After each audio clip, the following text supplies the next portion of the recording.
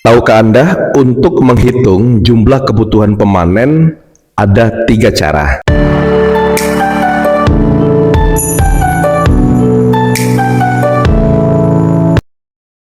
Nah, sekarang kita bahas 3 cara untuk menghitung kebutuhan pemanen. Yang pertama adalah mengacu kepada budget produksi setahun. Kemudian yang kedua adalah dengan kita melihat pola pengaturan ancak D6 atau D6 ataupun 6 hari. Dan yang ketiga adalah dengan kita kalikan rasio saja. Nah, sekarang kita akan bahas cara yang pertama, yaitu berdasarkan pada budget produksi setahun. Nah, rumusnya bagaimana?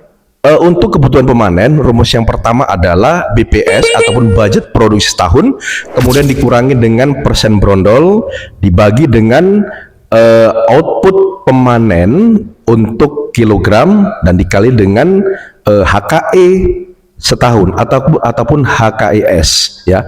Contoh, misalkan budget produksi kita setahun adalah 15.000 ton ataupun 15 juta kilo.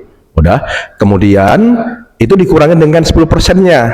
Otomatis 10%-nya adalah 1.500 ton. Udah, sama dengan adalah 13.500 ton ataupun 13.500 kilo dibagi dengan HKIS, yaitu kita anggap rata-rata adalah 300 dan dikalikan dengan output pemanen dalam kilogram, kita anggap 2000, maka hasilnya adalah 23 pemanen. Itu yang kita butuhkan dengan berdasar kepada cara menghitung berdasarkan budget setahun.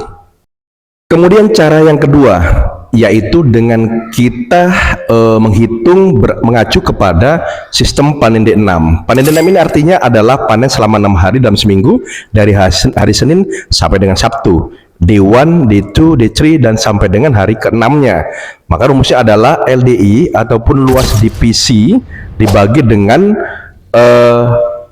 D6 ataupun 6 hari dalam kurung, kemudian dikalikan dengan output panen dalam bentuk hektar. Nah, kita anggap luas divisi adalah 500, kemudian dibagi 6 dalam kurung dan dikalikan dengan luas output pemanen dalam hektar, kita anggap 2,75. Ini tergantung kepada kondisi areal.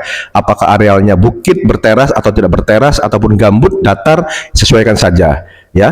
Dan seperti ini hasilnya adalah didapati jumlah pemanen kebutuhannya adalah 30 orang.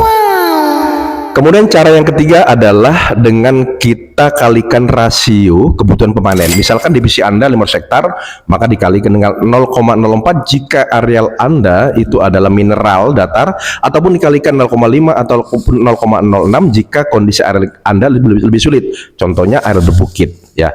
Silakan kalikan, dan cara yang ketiga ini merupakan cara yang paling jauh dari akurasi, tetapi memang bisa digunakan untuk areal ya yang peralihan dari TBM ke TM1 ataupun TM perdana.